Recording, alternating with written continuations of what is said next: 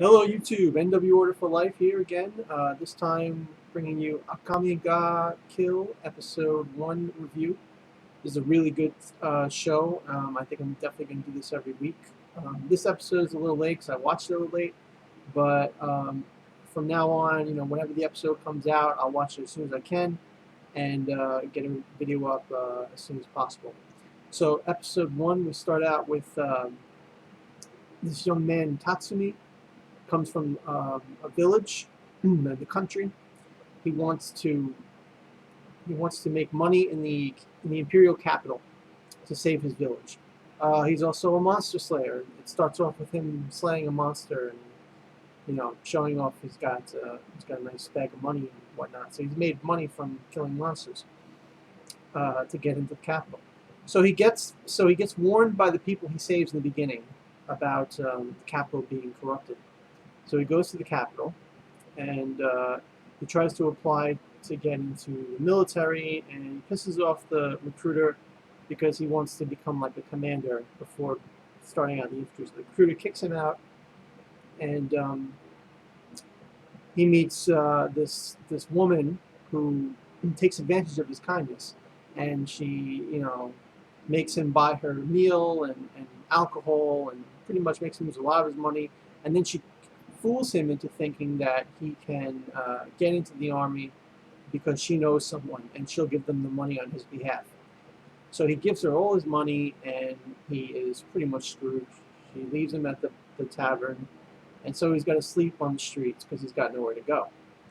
Now, a very pretty young rich girl, blonde hair, she sees him on the street. She pulls him into her wagon or carriage that she rides on, and she says, I feel bad for you, come stay with me in our house or whatever.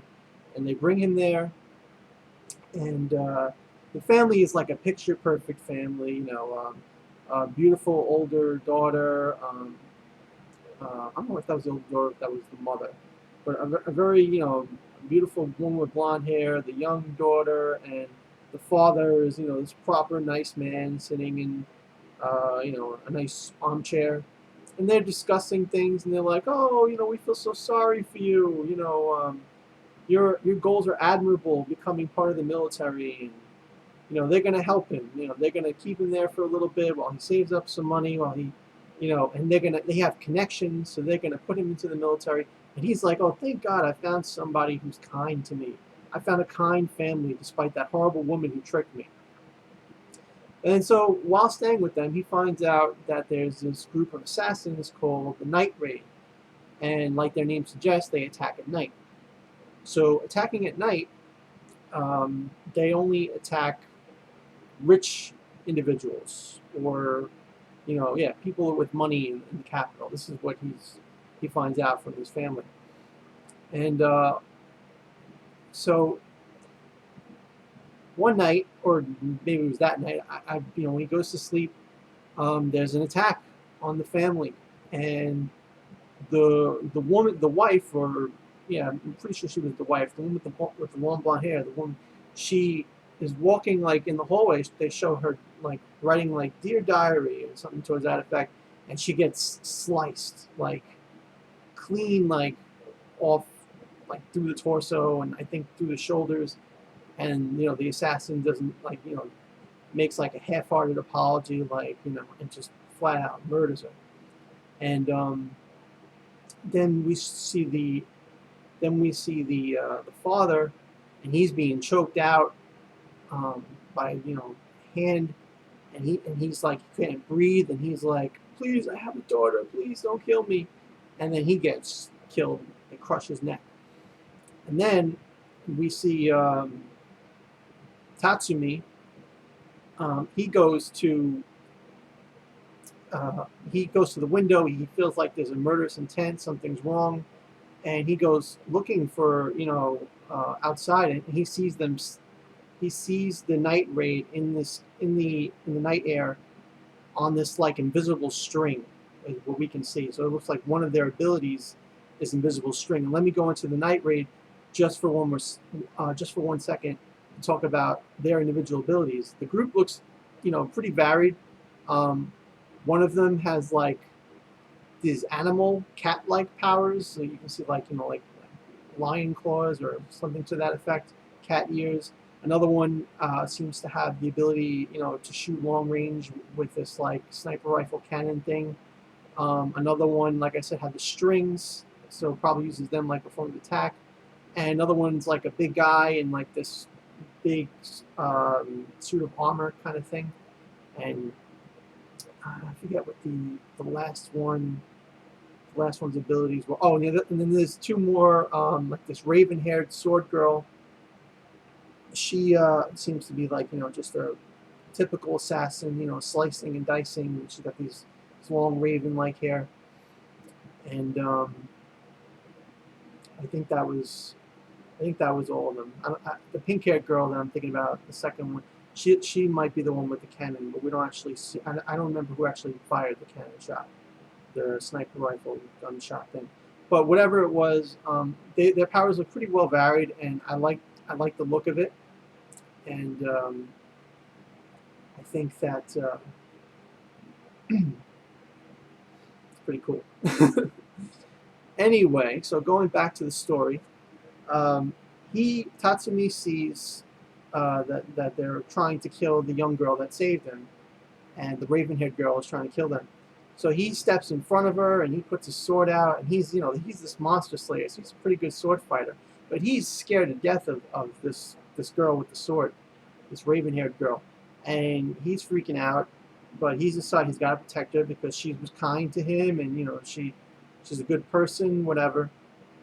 And so this raven-haired beauty, she doesn't want to fight him. She's pretty much got like no personality, but she tries to get past him to kill the girl, and he keeps getting in the way. And then she makes a decision relatively quickly to get rid of him. And then all of a sudden, the girl that was in the tavern that made Tatsumi pay all that money and took the rest of his money, she turns out to be one of the night raid, and she's got these cat-like ears. Excuse me, phone is ringing. Shut this off in 1 second. Okay, sorry about that. So she's got these cat-like ears, and she, with the claws and everything, and she goes to him, do you know who you're protecting? Do you know what's going on, behind your back, what she's a part of? And she goes to this barn that the girl was trying to run to, and she kicks open the barn, and then we see, I don't know if it was a barn or a shed or whatever it was, another small house somewhere in their property, but she kicks it open, and we see this, we see like bodies of people just being tortured, and like they're all dead from torture and modifications and drugs and all things like that. And we find out that he left his village with two other people. He left his village with this girl named Sayo and this other guy who's the same age, Iesu. And Sayo is there like on a pike, crucified Jesus style. Or similar to that, and she's like dead and mutilated, and she looks terrible, skin and bones, it's disgusting. And so then he looks to the right, and he sees his friend Iesu in a cell, almost dead, same looking, skin and bones, sick, and all that, and he's screaming, saying, "She did it," pointing to the little girl. She killed her, and he was heartbroken, upset, and then he comes out with the sword, and he points it back in their direction, and the girl with the cat ears is like, "Are you really gonna protect her after all that?" And then he just slices the little girl like clean, like straight down the middle, and it was great. And he's just like, that's it. I'm never forgive you. I'm gonna kill you. I'm gonna kill her myself. And he's just slicing at her, and she dies. And the girl with the cat ears really likes how he had no hesitation in doing it, likes his resolve. So she decides right there and then that he's going to join the night raid. And she pretty much explains to him right there and then that the night raid only goes after the corrupt individuals in the capital, that are pretty much evil. And he's reluctant to join them, but she pretty much forces him to. And Iesu, in the cell before this happened, he told Tatsumi that Sayo never gave up to the end, never gave in to them, and he died in the cell after saying that. He said he wanted to die a cool way. And he died, fighting off the pain as much as he could. Also, I forgot to mention that the little girl, after Ieyasu revealed all that information, she flipped out and she started saying, "What's wrong with having country bumpkins like you guys, die and be tortured like the insects you are," or whatever she said. And started complaining how Sayo had smooth hair, but she didn't, and that pissed her off. And basically, in case you didn't figure it out, Sayo and Ieyasu went to them first. They made it to the town first and got saved by that girl and her family, only to be drugged and then put in that torture situation. So that was pretty much the end of the episode. They took him into Night Raid, and I gotta say, overall, I really enjoyed the episode because Tatsumi was this naive kid that just came from the countryside into this city of corruption, and the first lesson was like, don't trust people with the gold getting stolen, and don't be so naive. The second lesson was, people aren't what they seem to be, in this place. You got to know how to distinguish evil from good, and it was really good how he was affected. How he came to the realization of the true darkness in the city. I didn't mention this before, but there was a guard with the little girl. This guard kept saying to him, kept pointing out to him, Tatsumi, these corrupt things in the city.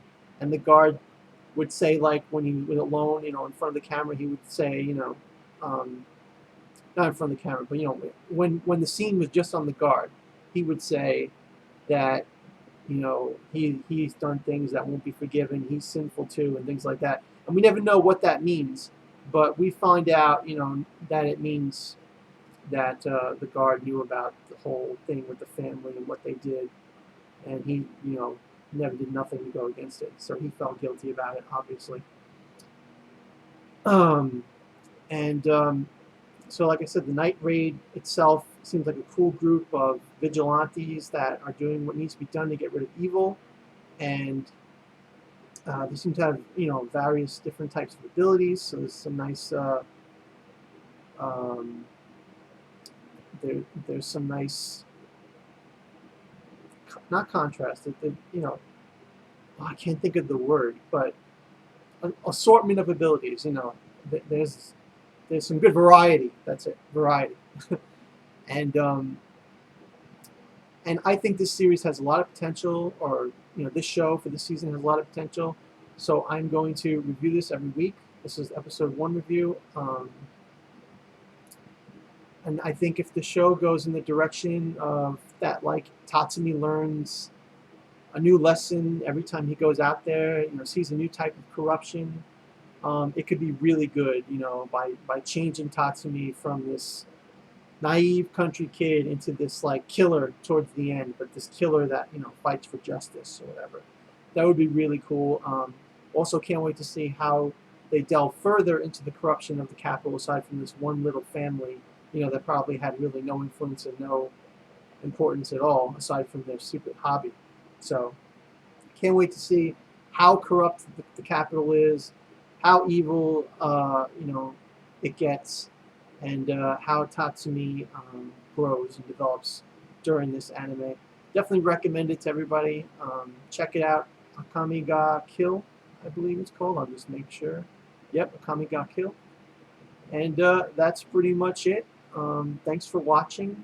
If you like these videos, please subscribe to see more. I will be doing more videos. Like I said, Akame ga Kill will be my first anime of summer 2014 that I will do every week.